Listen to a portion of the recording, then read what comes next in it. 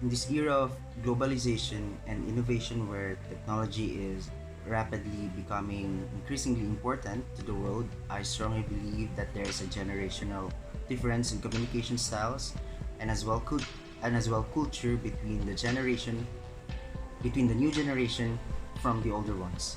I myself has experienced such gap personally and as well in my uh, workplace. The rapid growth of technology and connectivity has created a new abundance of new communication channels, and with this, the gap is truly evident between the baby boomers and as well as the millennials. As we all know, boomers grew up with face-to-face communication as the dominant method of workplace communication. That said, during a majority of the boomers' work years, the telephone became an important tool in their offices. But the phone was as far as it emails wasn't invented up until the late 70s or 60 or the 60s, and it wasn't widely adopted by companies due to the reason that you had to connect over a slow dial-up connection, and sending and receiving email messages was very inefficient for that matter, especially if you're dealing with business clients and urgent matters. Boomers tend to appreciate the classic style of speaking face to face given in their era, and because it was more efficient rather than sending paper mails or emails, as what I've mentioned earlier.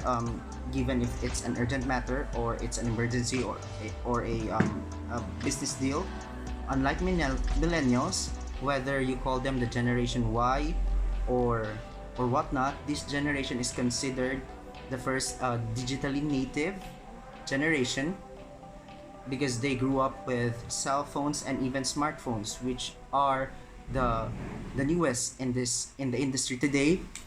By means of texting and other messaging apps are just a part of who they are and how they communicate. Given these preferred communication methods, baby boomers appreciate formal and direct communications with a preference for using face to face, as what I've said, phone, and as well as email. And they usually appreciate or they value background information and details on on the other hand, millennials grew up texting instead of calling friends. When I say texting, it's through short messages that short messages that get to the point, and they can do it simultaneously, and they could multitask or speak with different people. As a result, they dislike talking on the phone, and they feel that talking on the phone is inefficient given their extracurricular activities, and prefer a written communication, which is through SMS.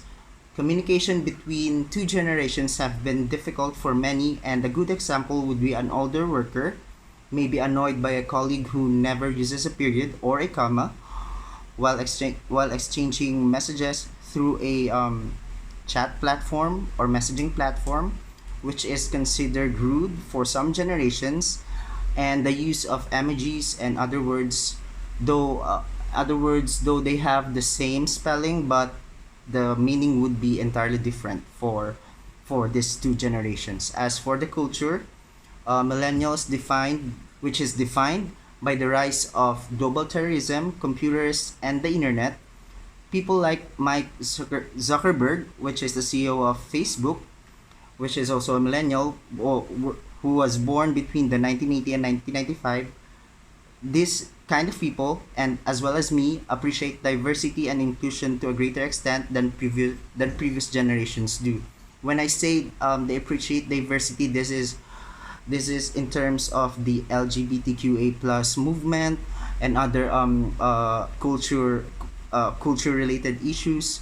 So unlike the baby boomers, they are more refined and constrict and conservative when it comes to this issue, and they're not really adaptable and open to this kind of matters, unlike the millennials. So While they come off as expecting too much from others, the millennials, they grew up with an innate sense of how to multitask, like what I've mentioned before, since their parents involved them in a variety of activities during their school years. As the first generation to grow up as technology natives, I'm pertaining to the baby boomers. Millennials, they are, or us, our generation, are digitally savvy and tend to have focus on ourselves more than the group. As for the boomers, they are naturally optimistic, ambitious, likely to be workaholics, and highly focused on their personal accomplishments, which is truly a great a feature because they are basically doing things, or they're setting goals and they're doing it step by step. Some may and as for the boomers, so in the past, some may have lost their investments when the dot-com bubble burst. As we all know, in the 2008 financial crisis, most of the baby boomers were directly hit by this. So as a result, many of them are working longer than they had planned. And this has in part contributed to younger generations struggling to find a suitable employment. If we are to compare these two generations, baby boomers tend to be more reserved and control and command style, while millennials prefer a more collaborative approach to communication and in-person interaction. So the question is, if written or verbal communication presents challenges today, but everyone still uses it at work and or in daily lives, how can we bridge the generational communication gap in the workplace or in our daily lives or in school? It may sound ironic, but communication or communicating is the best way to start bridging the generational communication gap in the workplace. So how do we do this? It is our job as the younger generations, and as well on their part, to explain to the older generations, and vis-a-vis the older generation explaining to us that we interpret things differently. While you may get a few in-person eye rolls whenever you're conversing with somebody who's not in your generation, but it is very important that we help each other understand the how and the why behind all these terms or whatnot. Effective communication is essential not just for work but for life. While each generation may have their preferred communication methods, that doesn't mean generation communication has to be ineffective. So an obvious conclusion, though not always readily perceived, is that in order to assist individuals from different generational cultures to work together better and with less conflict, we must help them take a cross-cultural perspective in understanding one another. This is the importance of the cross-cultural communications subject, because this is where we put ourselves in the shoes of others and look into another perspective in order for us not to judge or to discriminate them regardless of their perspective or their preferences in life. So we should always try to understand first before we do something about it. So let's always remember that we should acknowledge that difference exists. This is the first step in dealing with those from different backgrounds.